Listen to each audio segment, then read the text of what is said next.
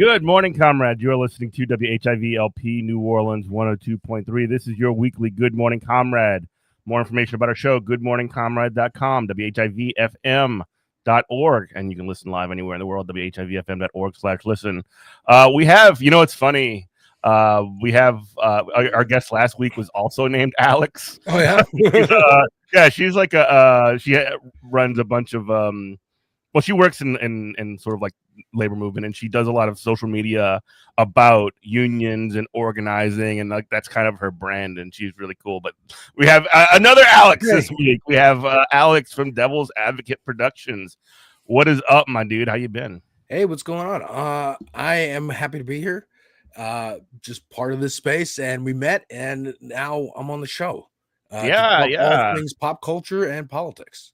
Yeah, so we met through this space, and I think you actually joined us on this space one time too, like right after the Superman movie came out. And we talked. We actually before the show, we were talking a little bit about comics, and on that episode, we also talked about comics. I was just like talking about how much I loved All-Star Superman and stuff like that because Superman had come out, and there was all of the like woke Superman is. When did Superman go woke?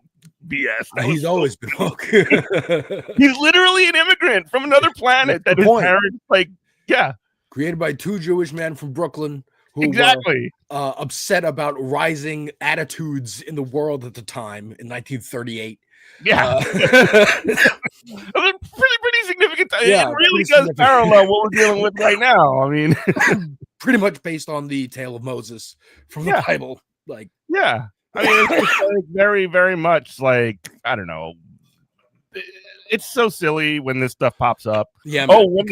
When were comics? When was culture? When was art ever political, man? What's going on? It's like, well, it's funny too, because comics, first of all, as a medium, have only been around for a little under 100 years. Yeah. Yet have been so influential.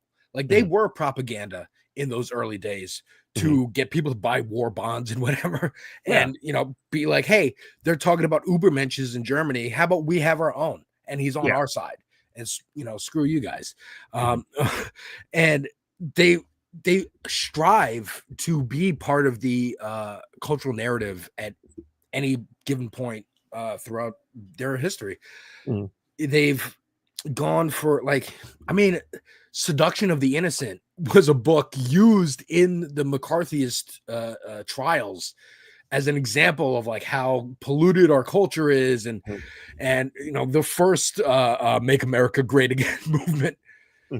Well, maybe the second, but it's also very funny to me. Also, when you look at it, like the culture, like people who complain the most about like, oh, the culture is, get your politics out of the comics. Like Ben Shapiro will do a 3 hour or whatever long, like, this is all the stuff wrong with the Superman movie. But then also when remember when his Daily Wire or whatever had a like movie production piece where they tried to make like stupid movies like Lady Ballers. The Daily Wire like sank like the Titanic. Actually, I saw a trailer not too long ago for a new one for a Daily Wire. Yes. Oh man, Jeremy Boring. Oh, he's still going. I will say this: I did watch Lady Ballers, and it was very, very painful. I did it just to like. I got to see what's going on. You can see all the clips, and you can see all this crap. It was pain. I didn't pay for it though. I did find a place to watch it where I didn't have to pay for it. I'm not giving Ben Shapiro my money. They like you were saying, like they want to be part of the cultural narrative, and they want to force it because they know they don't have a hold on it. Yeah. And like I was saying, comic books, like in The Seduction of the Innocent was a book written against not just comics, but like attitudes about women and race at the time that they didn't want out, and sexuality.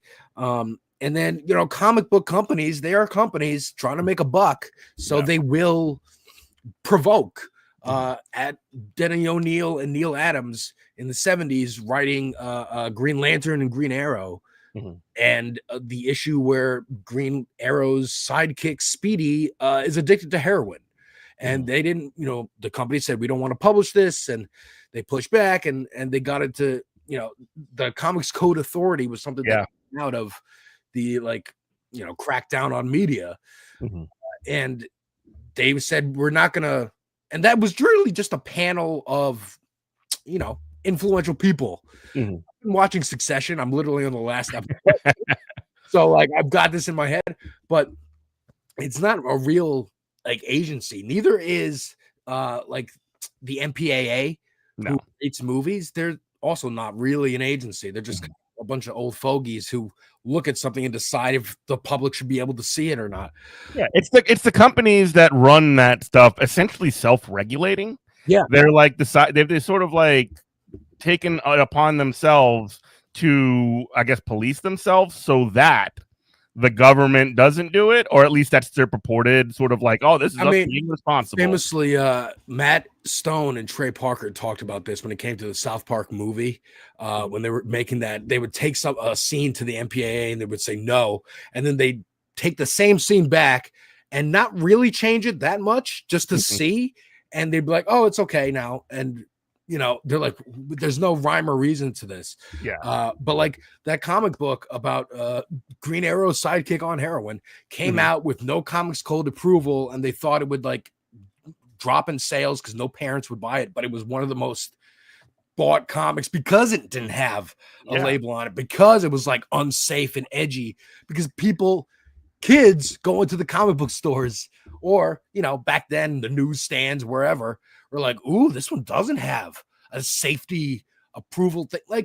When you were going to CD shops and Virgin Records, and you'd see the parental advisory, you're like, well, that's got to have some cool stuff on it.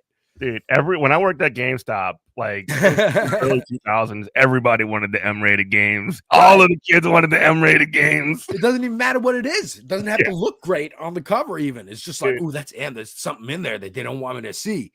Grand Theft Auto, San Andreas, right? That game was already great, obviously. But when you have the rumors swirling around about the hot coffee mod where you can, do the sex with the female character or whatever, it's just that them kids want that game. I mean, that was the first GTA game I was able to get and convince my parents I could own, because I was I had to basically give a floor speech on the Senate and be like, look, I've played the other games. You haven't stopped that from happening. Yeah. I know curse words because I'm already watching South Park. I know this violence isn't real. I'm using my own money. I'm just basically arguing for them not to throw it out when I get it. And really, I remember very distinctly in my mind, because my parents did not like Mortal Kombat, for example. But Midway was genius all the way up until Mortal Kombat 3, I guess. Mortal Kombat 4 was terrible. But they leaned into the violence marketing of it all. And that oh, you're gonna slap a rating on their game? Okay, Tipper Gore, we win. Yeah. You really just made our stuff the coolest stuff ever, because it's forbidden. It's outside the norm. That's why all of in that the 90s was the perfect time for that. Yeah. The 90s was the perfect, we're extreme. I mean, it never really ended. It's just sort of morphed and changed into different ways. And now the extreme is Hitler. Yeah. That's kind of the flip side of that. The problem where, people you have to pump the brakes and be like, no. You have to make sure that this is edgy, ironically. Yeah. Not sincere. We're about this life. Yeah. And I think that's where it kind of flipped. And, the conservatives rode that wave.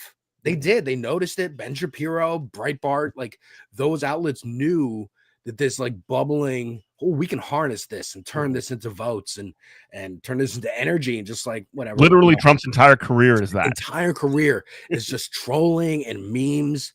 And I think again, they thought they had a lock on the culture finally, and they got comfortable. But culture is constantly moving and constantly fluid. And we're back in the 60s where it's just cool to be care about stuff. And it's slipping away. They had it for a minute, or they thought they did. But really, it's not Charlie Kirk. It's Asmongold. That's which is incoherent politically. Yeah, Like, exactly. You can't button that up. and also like they're like what the what the Republicans and the right are able to do very well, and this has got like less to do with the culture war, because like the Democrats are always doing all the woke, weird, the morally whatever, but they also do all the hall monitor stuff. Yeah. And politically, as we just saw in terms of like things with the shutdown, they're extremely good at slamming the door on anything, like on making it seem that anything good could ever actually happen. Yeah. Like if you think back to just think back to Bernie. They threw everything, including the kitchen sink, to try and stop him. I mean, if you ask, mainstream Democrats or just like normie Democrats now, oh yeah, Bernie was right, actually. They'll say that. But like, it takes a little time for like normies to kind of. Again, I consider myself like half in, half out, because I didn't really start getting politically interested till 2012, and that was by accident. I slept over at a friend's house after a party, and wake up and he just throws on like Fox or CNN or whatever, because either the RNC or the DNC was happening, and it's 2012 election, so very exciting. Obama time. And I'm like, change the channel. I don't like the news. And he's like, no, come on, trust me, it's funny. And I got it. I got the joke that it's a reality show about reality. Yes. So we're flipping. I went home and I couldn't stop. And for like years after that, until now, I go like, I would do Fox and MSNBC back to back. I would switch between shows.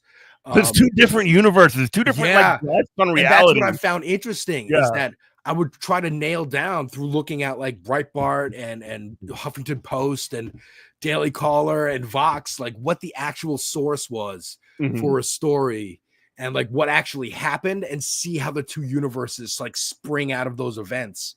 It's so crazy. And so it was very interesting education. And it's only gotten worse because like you don't even have a consensus on what is real anymore. Like we are at an era right now. I mean, like Trump literally said it himself a couple months ago when he said like, yeah, only good things can happen. And if something bad happens, we'll blame AI or whatever. It's just like he's literally saying the thing. Like from the first year or so of him announcing coming down that escalator. Yeah. Being like, I remember him being asked, like, oh, are you going to accept the results of the election? He's like, if I win against Hillary, like, we always knew, because we knew Donald Trump. Like, we know him from the 80s. Remember him from the 80s? He's back. He's back with a brand new suit and a new attitude. Like, he's Biff Tannen. Like, this isn't new. It's just, he's a cartoon of a rich guy. Yeah. And like, I'm just surprised that anyone's surprised. That's the most surprising thing to me, is that anyone is surprised. The fact that like the guy from television who's been playing this character on television since before The Apprentice, he was just like had this image of this is who he was all the way back in like WrestleMania 4 or whatever. Like like was showing up for wrestling events. And like it was at the Trump. The WrestleMania 4 and WrestleMania 5 were both at a Trump property, I think in Vegas, or maybe no, in Atlantic City. I think it was a Trump Taj Mahal. And like you just sort of see, there was one of these incredible promos that Hulk Hogan cut, where he would just sort of like, you know what, me and Andre, we're gonna have this match, and we're gonna tear up the thing, and all this crazy stuff is gonna happen. A calamity is gonna take place, and I will save Donald Trump, and we're gonna do safety or whatever. Because I mean, again, like I'm watching Succession. This must have been because he had some deal going with Vince McMahon. Oh yeah, and whatever, and like they were just like, oh yeah, like we're thanking him by putting him in the show. He gets to be part of the show. That same thing with Home Alone. I heard, again, I'm a kid when that's out, so I'm like, who's this? Like, why is my dad laughing in this scene? Like who is that guy? Yeah, who's that guy? And my dad, he goes, oh, that's the guy who like owns the hotel, and he got to be in the movie for letting them shoot in the hotel. I'm like, okay. Same thing with Little Rascals, because he's in that movie too. He plays the evil rich, kid's dad at the end, and like that's a joke that he's playing because that he character. would be the father of this like mean little kid who Yeah. just comes into town to wreck everything. And of course, Back to the Future 2. And it's just like, how did Gen X and the boomers let this happen, knowing This is that their it was coming? culture. It was just their culture, man. This was their idea. And it Like, just manifested and metastasized over time. they got beaten into their heads so hard that they were just like, you know what? Let's just be like the movies, whatever. It's like you know what? They're not gonna actually get rid of Social Security. They're not gonna actually go after Medicare. These things are in place, like these standards and norms. And like, here's Newt Gingrich in the 90s starting to pull levers and like unscrew things and see how stable he can make it while getting his piece of pie. And that's, I'm sure you know more about history and where it really started, and if it ever really was anything to begin with. Like, it's always deals upon deals and red tape. And don't get me started. I'll bring us back to Goldwater, baby. So, this is where we've landed as a country, as a world, as a planet. And I think honestly, when I look at the grand scope of things, I think a lot of it is boomers thrashing in their death throes. Yeah. Like, Trump wants everyone to love Trump, right? And be forced to, lest you go to prison. Putin wants the USSR back. And he's trying to get as much of it back as he can before he wants the USSR without the communism. Right. Netanyahu wants one Israel with no, Arab people or Palestinians. Like, he wants the vision and they want to be the ones to do it. Xi Jinping, I don't know what he's doing, Taiwan or he's younger than a lot of those guys, right? Yeah. How old is Xi? But like, he's in that range. He's in that range. You just 72. I'm wrong. He's 72. He looks good. He looks good. You look better than them. He looks better than Trump. That's for sure. But I really think this is like, the next generation. Yes, Gen X and the older. I still call ourselves Gen Y because I don't like the word millennial because it's been poisoned by the media and avocado toast. Avocado toast. But some of the older ones of us are they're siding with them. And I think most of us, I would say most of us, and then definitely most of Gen Z and Alpha are done. And we're like, this, we didn't ask to be brought into this world. We can think about these kind of bigger topics because we all have therapy, or at least therapy speak now. We have gotten smarter. The internet has helped.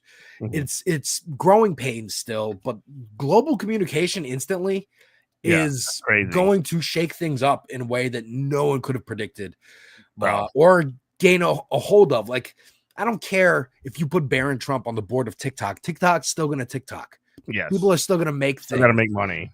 And people are still going to make things that you don't necessarily want to be popular that get popular. It's going to happen on YouTube. It's going to happen everywhere forever because it always has. History gives me hope. Yeah. You're listening to WHIV-LP New Orleans 102.3. This is Good Morning Comrade, goodmorningcomrade.com, WHIVFM.org/listen. We are talking with Alex from Devil's Advocate Productions. You mentioned something that's really interesting, the idea that, like, we have this instant global communication that immediately, like, I'm old enough to remember the time before we even had internet in our home. Yeah, man. I remember when we had a computer, the very first computer I remember having was MS-DOS, command line. So like, it was like one of those sorts of things when we got sort of like these GUI, Windows or whatever, which I don't even use Windows anymore most of the time. But like, when you use Windows, like, that was like, wow, you can click the thing. You don't have to know what to type. See, I came in with having that, like, starting out with that, like, being able to click around. But I've seen, been to people's houses where you had to just command, like Apple computers were the second tier. You need the floppy. Yeah. You need to Apple had not dominated the fortune game or whatever it is. But I think, and it wasn't instant. Like, I mean, it almost was like America Online. You had the chat rooms, but you had no idea who you were talking to. Yeah. And still, there's still avenues like that now. Well, But and also like I don't know, you had to use your phone line. yeah, Back kids have no idea. Like, oh, you know, you got to get off the internet because dad's expecting a call or whatever. yes. And then it even took that, you know, the noises, the noises that will always stick with you, the Yeah. dial up stuff, and then the you've got mail and all that all that stuff. Like it is literally, and again, I sound like an old guy now. Sure. You know, kids just don't understand what it was like back in the day, man. But it felt good to have like when you download your porn, it's got to like buffer for 5 minutes before you can even see the naked girl. For a picture. For a picture. I remember seeing Kenny's face from South Park before the movie came out on a South Park website. And I was like, oh, I got this inside information that nobody else has. Because I was at my dad's office where they had internet. Like, we didn't even have it really at the house yet. You know, it was a time. And, you know, now with MySpace and Facebook and just these, like, everyone has a social brand, media platforms, which again, I hate the term. Nobody let us agree on these terms. No, like, social media sounds bad. Influencer sounds bad. Sounds bad. I don't want to be influenced. You're going to tell me that this person is going to influence the decisions I make? Yeah. Commercials, at least it's a little bit, I don't know. Commercial, actually, if you break down the word, does not sound good either. Yeah. Advertisement. There you go. Advertisement. A little softer. Yeah. But I think now more Don Draper coded. Yeah. There's there's always avenues where, like we're talking about with comic books, they want attention. They're trying to make money. And so they a couple years ago, there's more than one Robin for Batman, by the way, folks. And one of them, they decided, you know what? He's bisexual. And maybe that'll Tim Drake, right? Yeah, Tim Drake. And maybe that'll get more readership and, like, hey, we're kind of, you know, being more inclusive and whatever. And then a couple years later, they did the same thing with Superman's son, Jonathan Kent. They said, how about he's bisexual too? And then that one got picked up. Because it was like, oh, Superman's gay? What's going on? Superman. Because he's, you know, he's Superboy, really, but come on. He's really Superboy, but he's aged up because of a writer and, you know, storylines happening. Comic stuff that you don't know if you don't read. So immediately when I saw the headlines of, like, Superman is bisexual, I was like, oh, they're going to take this and run with it, because nobody cares about Robin, especially not Tim Drake, even though I love Tim Drake, but nobody cares about him. Great character. Damian kind of ruined that thing. He's no Gary Kelly, you know. Right. But then with Jonathan Kent being Superman and being aged up, they could say Superman is bisexual now. And then right wing gets crazy and eats it up, and then it's a frenzy, and then it's all in the Twitter mix, the social media mix. Which mission accomplished? Happened. Yeah, mission accomplished. Now you're getting people interested. Just like in the 90s when they killed Superman. Yeah. Because Lois and Clark was doing well on television. The writers were pissed that no one was buying their books. So like, what if we just kill him? We'll just kill Superman. Yeah. And there's 4 books related to Superman at the time. Superman, Action Comics, Man of Steel, and Man of Tomorrow, I believe. Another one. Or there's 4 of them. Yeah. Or Superman, just Superman by itself. Yeah.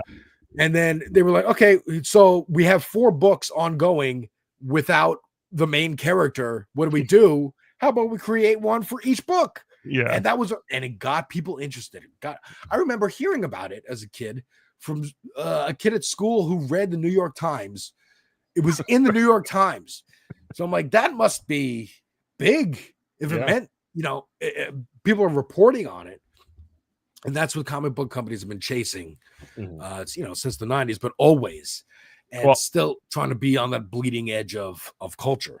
Well, now they've gone Hollywood, though. Now it's a little bit different. Like, you also kind of see them taking these comic book worlds that have existed for years and years, and they'll do things to make them look more like the movies. I've Yes. noticed. Yes. So like, oh yeah, the movie now has, like there's always going to be differences, and there's going to be, all this other stuff. But the sort of like editorial mandate becomes, well, we're about to do a Civil War movie. We already did a Civil War in the comics. Boom, Civil War 2. Let's just do another, whatever it is.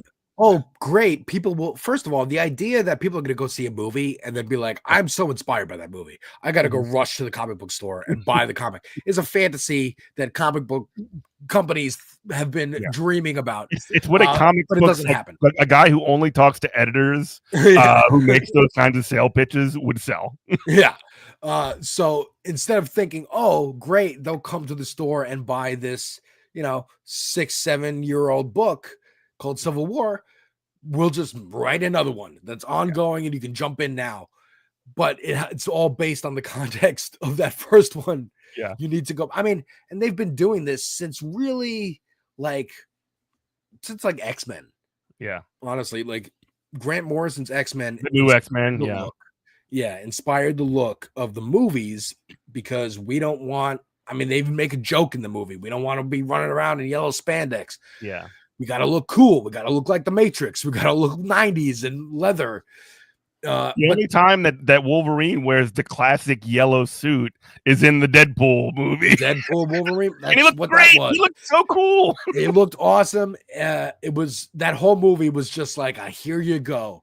Yeah. All you nerds who wanted to see these things, here it is in this movie, because it's a throwaway because Fox is sold to Disney already, and this fold this in. It's Deadpool. Yeah. Like Deadpool's a joke character half the time anyway. Like he breaks the fourth wall. He knows he's in a comic book or a movie or whatever it is. He's got all the weird stuff. You might as well do all the other weird stuff for sure. And it was a great movie to do that with, and I like that movie quite a bit. I think the Ouroboros of this, the snake eating its own tail, is like a perfect example. Is Nick Fury. Nick Fury is a character, long-standing Marvel character, white guy who was in like Vietnam or something, or like World War II, actually, I think. Yeah. And then Marvel Comics in the early 2000s spun out another universe called the Ultimate Universe, where they could just do whatever they wanted and be like, what if? And they gave Mark Millar the Avengers. Like, what do you think? And then so they created new Spider-Man, new X-Men, new Nick Fury, and he was black. He was based on Samuel L. Jackson, the artist. And then when they started making the Marvel Cinematic Universe, they based it off the Ultimate Universe, the Ultimate line of comics, because it's just cleaner, it's newer.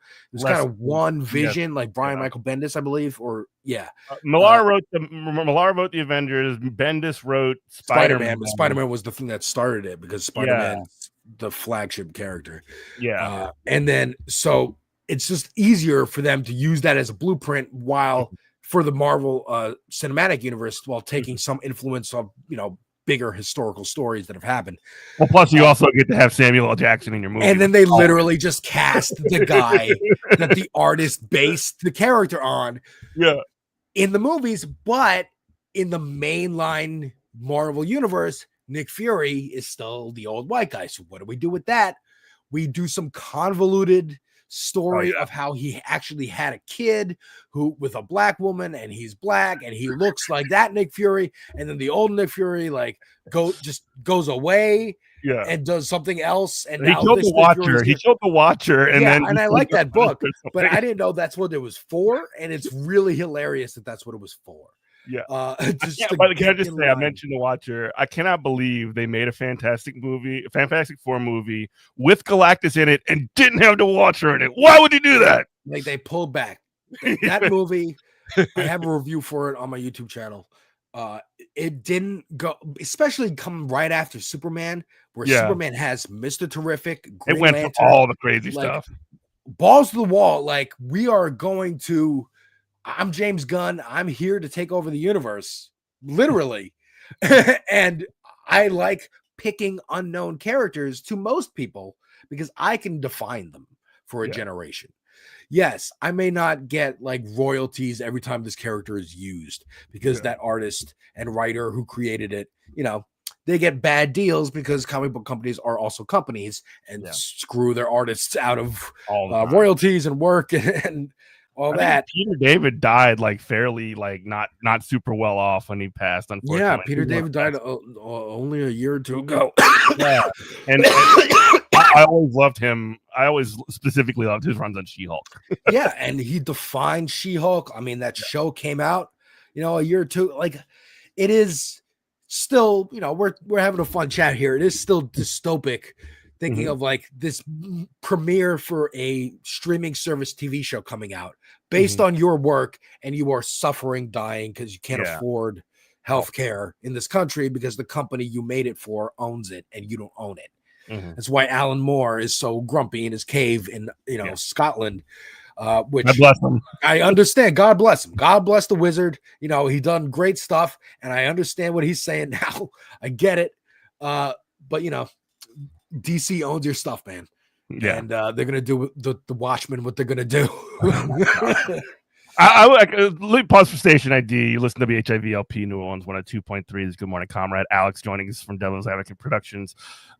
Man, I was really, and I've sort of like drawn the line on like all of this like Watchmen stuff. Like if like they apparently have had I saw the Watchmen movie in theaters. Hated the movie. I was joking around with my wife the entire time.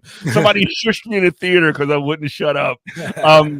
And then like they started doing after that. I think I was like pretty much in the like majority when it came to that. But then they had like a TV series. They have I went in the comic book store the other day. There's like shelves of just like Watchmen comic books written by not Alan Moore, and I'm just like, this just feels weird and wrong.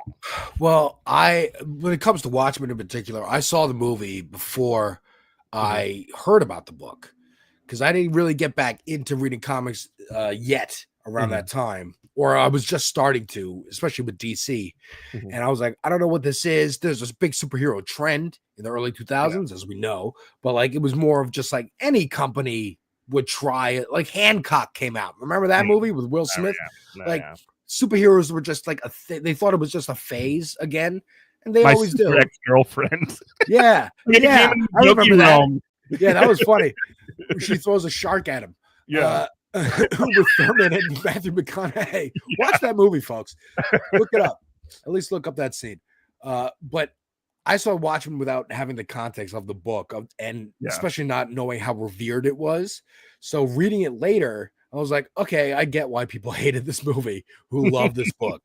I get it. I understand. But as someone who just saw the movie, I was like, this is cool. I don't really know what is happening or who these people are. Is this connected to something I'm familiar with? The Batman? Where's Batman? These guys aren't super except for the blue guy. So I was just like, this is cool. I don't know. It looks like it's by the guy who made 300, and 300 was cool. And it was like hot off the heels. It was only like a year or two after 300. Yeah, Zack Snyder was on a run.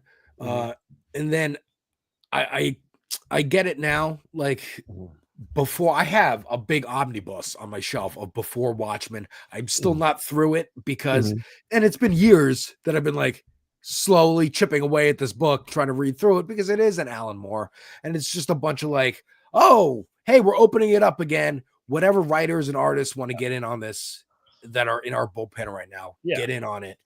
And no hate to them. No hate to them. Yeah, no hate to them. There are good stories in there. I'm not gonna do it. Yeah. But and like even one of my favorite writers, Jeff Johns, kind of did the big crossover with Doomsday Clock and bringing the Watchmen into the DC universe to interact.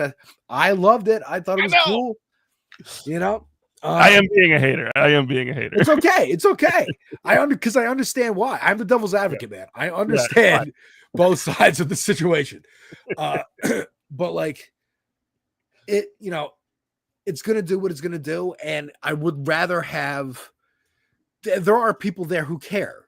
Like of course they're under direction from editors and studio people. Hey, we need Watchmen stuff again. Because we're gonna make another movie, or I know there's like a cartoon series out. I'm like, there's a HBO series. But I'll see that HBO series was really good. That was a continuation of the comic book, ignoring the movie, and it was really cool. Again, fanficky. I think they were gonna approach to do another season, and he was like, I don't really have anything more to say with this. I kind of just wanted to do this, and that's it. So, there are people with integrity who know. I'm sure James Gunn isn't in Supergirl going to have Dr. No roll back. show up. Yeah. That would be crazy. But I mean, the fact that we have those memes of Watchmen now on Twitter and in the zeitgeist is because of that show. The reason I know about the Oklahoma bombing, the Tulsa bombing, is because of that show. I saw that first episode and I'm like, I know you're doing like historical fiction here, but like, is this a real event? And I looked it up, and yes, it is. And I learned something because of a TV show. And that's kind of my whole thing.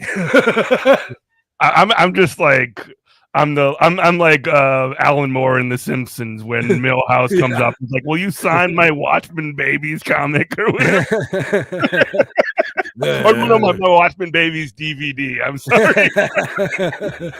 In V for Vacation. That was a great bit. Yeah. But like, I mean, that is what we're talking about. Is like I said, I've been watching Succession, and it's interesting in Succession how they don't really focus on the actual content that they're producing at all, or very little. Does that actually affect the plot of the executive positioning and backstabbing and all that drama? It's just about money.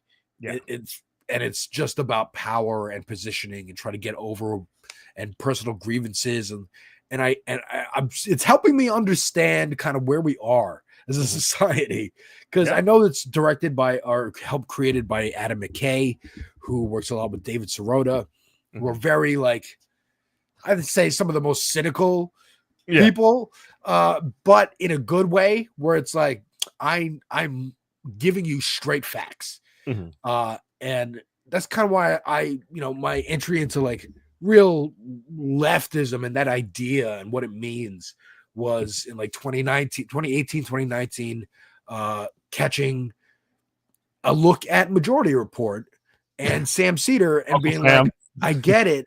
Like, he can explain it in a way where, like, look, these are the levers of power, and here's how they work, and this is what we can do in this moment, this is what we can't. Like, and I appreciate that practicality. And it was through, like, I was watching Joe Rogan, not because I like Joe Rogan, but because he would have on comedians who I did like. He would have on scientists and interesting people who I'm like, well, I know Joe Rogan's going to ask the dumb question that I would ask Neil deGrasse Tyson. So I'll watch this and hear Neil deGrasse Tyson have fun and, not be so buttoned up. That was the fun of Rogan. Yeah. It's very easy to self-insert yourself into. Yeah. So then it was something about him having on like Dave Rubin or no. He had some guest on. They brought up Dave Rubin and they said, they brought up Sam Cedar. And they said, oh, I don't want to have him on because he kind of bullied Dave Rubin. And he seems like a bully or something. And I'm like, who's this Sam Cedar guy? So let me check this out. And then, and that's my, thirst for information and what's the drama here. And the same thing that got me hooked on the news, watching Fox and MSNBC back to back, and how they would be like rappers dissing each other. Yeah, because you would like the morning show would say something, and then later in the day they'd respond to the morning show on the other channel, and then later in the day the other channel would respond back, and it was this whole, I'm like, oh, it's echo chamber stuff. Like, really, echo chamber. You guys are across the street in Manhattan. Like, this is just you talking to each other through our national television, and so seeing that and then hearing Sam Cedar kind of like cut through the noise and be like, here's what's actually happening. And if you want this outcome, here's what you need to do. Made it easier for me to understand really what's going on. And like the whole secession, like elites kind of just being sloppy and falling over each other with hordes of money that they don't know what to do with. And that tons of people around them are trying to get their piece of it's insane and crazy, but we are living through it. And I think, again, younger people are mostly into the idea of like, let's not burn the world for a piece of pie Yeah. because we're gonna have a place to eat it. Well, not just that, but like, and again, I hope this is becoming more and more kind of clear as this comes through. Like the ice raids that are happening in all these cities and all of these sort of like horrible things that, because I mean, say what you want, like Trump like said he wasn't going to go after Medicare and Social Security yet, and he hasn't. He said he wasn't going to, and he hasn't done it yet. What he ends up, because he knows that's like not something that's going to be that's gonna get backlash. But what he is doing is he's creating this situation where he can just like carve up the working class across these racial gender lines, and essentially and like basically saying, hey, we're gonna go occupy New Orleans and Charlotte and Chicago and parts of all these other places, because the threat to America, the threat to you, is not the ruling class, not the people in the C-suites and succession that only care about making line go up and their hordes getting bigger. It's it's the the person that's sitting at Home Depot that's working for a day wage, or somebody who is essentially trying to survive, or the people that like pick our food. They're the threat. And to sort of circle it again back to the Superman thing, like they are as much of an American, screw all the paperwork, screw all the you were born wherever or whatever here. The working class is the working class, and what they're trying to do is cut a cleave between those workers and you, because if y'all are on the other side of things, they can divide and rule. They can take you to pieces, and they can laugh their way to power and money and control forever. Yeah, and they have been. They've been doing it, and they've been doing it well, very well over the last 80, 100 years. Mm-hmm. Again, I'm sure you know more about the history than I do, but they've done a really good job at it, making unions synonymous with like the mob. And I mean, they're the mob. Like that's who's running things. The mob. Trump's part of the mob. Putin, Netanyahu, they're just gangsters who got a little too far ahead than what should happen. They went legit. They're kind of the dogs who caught the car, and they're struggling. Like in the first Trump administration, especially, it was obvious they were like, "Oh, we didn't expect to actually win." And now, like the Tea Party and like Sarah Palin supporters in this Trump coalition, the MAGA coalition, is sloppy and doesn't know what to do. And these people like the disruptors like Elon and Zuckerberg and whatnot, they are disruptors so long as there's something to disrupt against. If they break the framework, it's open season. Like it's all over the place. They're not going to be able to hold this. Like we were saying earlier, they cannot convince people that their eyes aren't seeing what they're seeing. Yeah. And try as they will, there's like a real attempt to just sort of like deny consensus reality. But yeah, there's at certain points, and they usually go along people's material needs. Yeah. That he can say he's not going to cut Medicaid and SNAP and whatever, all these things, but people are feeling it. It's happening, and people are feeling it in their real lives. And it's just not tenable anymore. Like they cannot. They're just lying too blatantly against what people are saying, and lazily. Like they don't care. It's so like, oh, I'm bothered that you're even asking this question. They would have cut it if they could years ago. Yeah, but they know that the voters are going to come out against them. Yeah, and they did, and again, this is another reason why it's so freaking annoying. Not annoying is the wrong word, but like it's so frustrating and demoralizing and all this other stuff. Like when you see, like if you were watching or paying any attention during the government shutdown, for example, like, what was the response to the question of like, why are you cutting Medicaid by $800 million or whatever? And the response that the Republicans would give is, well, we don't want to give health care to illegal non-citizens of this country. And like that's their first off, they should get health care. Like, everybody can have health care. Come on. We should have a better health care system that we currently have. We don't need, billion-dollar insurance companies just sucking it all up. But that's beside the point. It was very clear that they were being lazy in how they approached that question, like you just said. But also, like, the Democrats, as horrible and terrible and feckless and, how big of a loser they were. And they approached the thing with no plan. And we all knew that they were going to crumble no matter what. 1 week before, or 1 week after, rather, they have some of their biggest state and local gains in elections nationwide. And you have, essentially, Zoran in New York. You have, I'm not quite as excited about Abigail Spanberger here in Virginia. But also we had a socialist mayor in Seattle was elected. Like, all these kind of things that indicate that if it's not an embrace of the Democrats themselves or an alternative to what's going on right now, it's certainly rejection of what's going on, the status quo, and a rejection of the Republican perspective in this shutdown in the middle of it. And the Democrats are like, okay, well, you know what we need to do right now is give up. You got to know when to fold them, like right when you're, winning and you're moving forward. And obviously, like, I don't like they were talking about the like you mentioned, the systematic, not breaking the system, not breaking, and have the, the structures remain in place.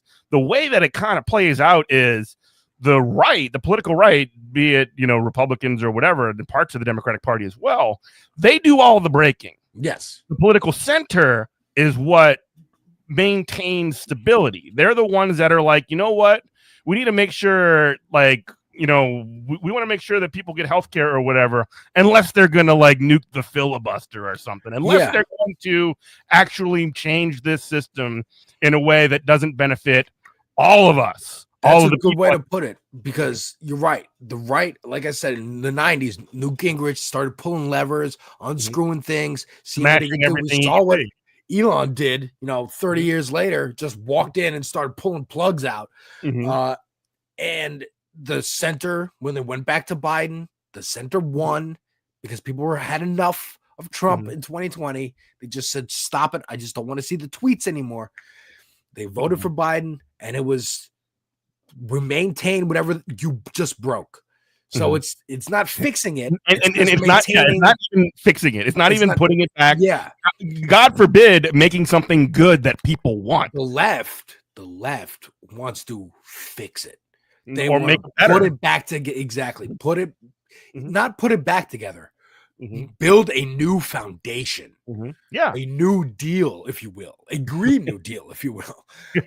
And say, okay, we heard you, people. You're going to revolt. We're scared. Here's some concessions from the class holding all the money. And that's, I think, unacceptable. What's going to happen again. Because like with these wins that you're seeing and then the Democrats folding, I think a lot of people, I think I might be in my bubble, but I think a lot of people are starting to see the difference between Chuck Schumer and Jeffries and like Bernie and AOC. That oligarchy tour, I think they should keep going, keep doing it, keep making that distinction, keep getting on air, keep putting out messages that make it a clear, this candidate, they're both blue on the ticket, but you know which one has APAC, like APAC tracker is a great resource to just be like, oh, let me look up this local race happening. Who do I vote for? Okay, this one is green, this one's red. Like, you got to make it simple for people and digestible. And I think that's happening now. And especially, again, the internet, social media, it's growing pains. Things can happen without the elite's control of it. But that's a good thing. That's a good thing for us. That's a good thing for organizing, and I think that's been happening over the last decade. Yeah, and again, again, New York City always the center of at least some kind of some of these discussions, especially over the last year when it comes to Zoran Mamdani and his huge victory and like what he was able to do. Obviously, he was lucky in the fact that he was running up against a very, very deeply discredited mayor, Eric Adams, to be. And then also, a literal sex pest in Andrew Cuomo, and he kind of like was able to run, not just being lucky in that his opposition was so sort of goofy and not to be taken seriously. Not to underestimate the fact that like Cuomo was like from like political Titans, blue blood, essentially. And I think that's a great because like I was almost like aghast that Cuomo would even try again. Like you literally just had to resign because you were going to get impeached, and then you're like, I'm back. And you only do that. You only do that if you're a political blue blood. You only do that if you come from like royalty. And just like they don't stop. Like Succession, they can't stop. It's just in them to keep being a predator, keep trying over and over again. And this time, the DSA and Working Families Party here were really smart about, okay, here's our slate of candidates. You're all going to cross endorse each other. So it doesn't matter who we get. It's just we need a spearhead, and we'll be the shaft if whoever gets picked is the head, and that's it. And it worked.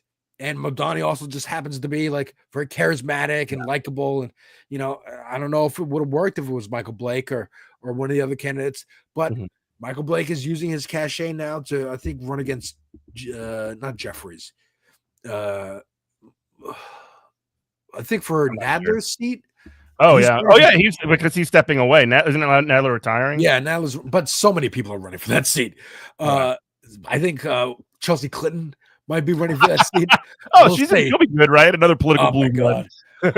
But I think people were really just like, oh my god, and Adams was weak because I mean he's a goofy, ridiculous guy anyway, but also just the capitulation to Trump. I think that Breakfast Club interview with Olayemi Olurin was not insignificant. Like it was pretty bad. It was really bad. Like, if you really knew who she was and what she was talking about, it was really bad. But if you didn't know and you were just casually listening to this, you're just like, oh, he seems afraid of her. Yeah. What's going on? And that just weakened his social capital. And he's just going to Turkey and Israel and whatever, trying to get money. Israel is the New York City, or Tel Aviv is the New York of Israel. Tel Aviv. Like he gave Diddy the key to the city. It was locked in, crazy. Like that. That's what locked it in. That key locked it in that he was not going to get another term. Yeah. I do have to ask. I mean, like there has been a little bit of controversy. We talked about this a little bit before about this, Chi Osei, and I'm like, this is my sort of situation here. Yeah. I don't live in New York. I'm a member of DSA, but like y'all gonna do your thing, and I support you no matter what it is. But like, have you been paying attention to what's been going on with him? Yeah, essentially reaching out, or not even reaching out, like essentially. This became an issue as early as the night of the election where Chi Osei was like not allowed, or he left. I don't know if it was kicked out or he left Zoran's celebration when he won the mayor, but essentially he wants to run for Hakeem Jeffries' seat. And there is a little bit of a controversy. AOC has said that that she doesn't support it, or she doesn't think it's a very good idea at the very least. And even as of recording last night, there was a DSA working group meeting where folks like Zoran and Jabari Brisport, they all came out and they had something to say, and Zoran was against it. Yeah, I don't know if you have anything to sort of like enlighten us in that in the last 5 minutes of the show. I mean, like I became aware of him probably in the last days of Zoran's campaign. He was in one of the ads or something, or I don't know. He was on somewhere talking about the race and DSA. And I think a lot of people were hype when it looked like Zoran was really going to win. And they were like, okay, well, after, you're all excited. Oh, we could take on the world. You're feeling it. And maybe she wanted to announce at the celebration that he was going to run against it. Like, we're going to take them all on. Come on. I can do this all day like Captain America. Yeah. And I get it. I get the momentum and feeling like, let's not stop. Let's just keep going. Especially here in New York. Like, we got this energy. Let's use like your whole mayoral campaign is good or mayorality is going to be just, we're going to replace everybody in New York. And it's not going to happen in 4 years, you're not going to replace everybody. And I can see how making that a fight now, especially before he's even sworn in, is not a good idea. Let some other people. You are a bit of like a resource fork from the perspective of, do you want to snap up more? Do you want to run more elections right now, or do you want to? Because not long after the election and like before even the whole transition team was announced, Zoran announced essentially, or people associated with Zoran announced a group called Our Time, where they're gonna essentially be the shock troops on the ground essentially to make sure that. Not that Zoran himself gets more political power or whatever, but the idea is to essentially implement the agenda that he ran on, which when it comes to American politics, very refreshing. I'm reminded of Obama from 2008 when he had his big apparatus that he had constructed, Obama for America, and essentially said, okay, guys, we won the election. Y'all can go home now. And like the opposite. Yeah, handed the email list. I didn't know at the time, because again, I didn't get into politics until 2012, but I know the lore that he handed over the email list to the DNC and just let that be, and was like, nah, we don't need to like keep organizing and like do all these state races. I'm in. We dog caught the car, let's go home. Right. The dog caught the car, let's go home. And let me get my bag and get out, like he has, because now he's just chilling. Shows up sometimes, doesn't deal with Netflix, like he's just hanging out, surfing, whatever. George W. Bush, he's painting, he's doing whatever. Oh God, I was so mad, dude. I was watching football on Monday, and sometimes like I just like saw on Twitter like, oh, George W. Bush is going to be on the Manning cast, which is like the Peyton Manning and Eli Manning version of the. Oh my God, that's so funny. Thing. And like George W. Bush is just sitting around talking about football with freaking Peyton Manning. It's like, maybe he didn't kill 1 million people. Like he didn't like cause. Thinking, hey, maybe Dick Cheney's funeral was today. Yeah, and we should say that R.I.P. in a certain way to Dick Cheney. Exactly. Radio safe. But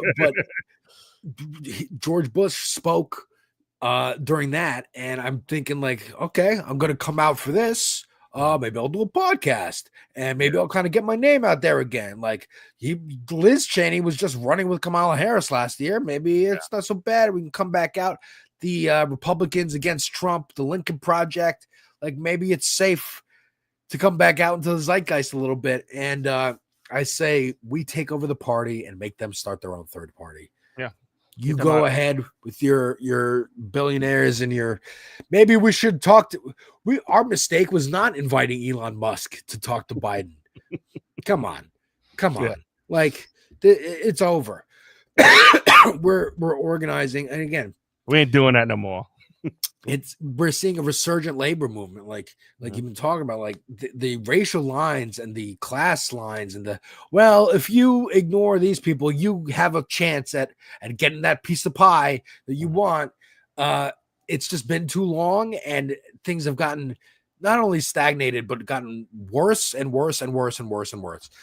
Like they say in Andor, if they choke you slowly enough, you forget that they're choking you. Yeah. But if you pressure a little too hard, we wake back up and we go, oh God, we got to fight back. And now we're, it's like the 20s and 30s and 40s again with organizing labor, but it's happening on these digital platforms that, again, they think they can control these digital streets, and you did not grow up with the Neopet. So no, you cannot. No, you cannot. Where was your Tamagotchi? We built these streets. Yeah. Our streets. It's our streets, our digital streets. And Yeah. I'm trying to do my part talking about like pop culture and that avenue of it, because I hate the way it has become a good avenue for the right to bring in people to their side by being like, don't you miss when movies didn't have women as main characters and blah blah blah blah blah.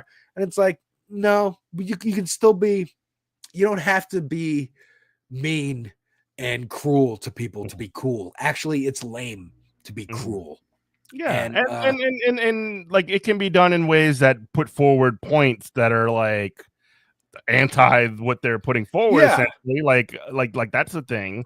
But Like, yeah, I mean, it's a weird example of it, but like the like every time they attack Jimmy Kimmel and they're like, you were racist, you did blackface of Charles Barkley or whatever on the Man Show. Like the point of it was that it was ridiculous. It wasn't like, again, not a good example because you still shouldn't have done that. But yeah, the joke wasn't like Steven Crowder would do. Let me put on this uniform and the uniform is the joke. Yeah. Like it would have been in like the 50s or 60s. But now, like, yeah, also he just likes doing that. He just likes putting on costumes. That guy. Yeah, he's a theater kid. These are failed theater people. Kid, yeah. All right, where can people find you, Alex? And where people? I am all over the place. I am on YouTube and Twitch as Devil's Advocate Productions, and Blue Sky and Twitter as Devil's Advocate C, the letter C, and that's it. Cool, yeah, man. I love talking with you. You know, I hope we do more.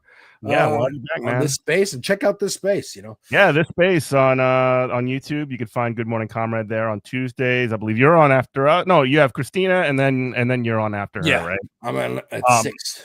Yeah, and yeah. Thank you for listening to Good Morning Comrade. This is WHIV LP New Orleans. Tell the people bye. Bye, people. Bye, New Orleans. Hope to visit one day. Yeah. Oh man, you got to. All right, love you. Bye, everybody.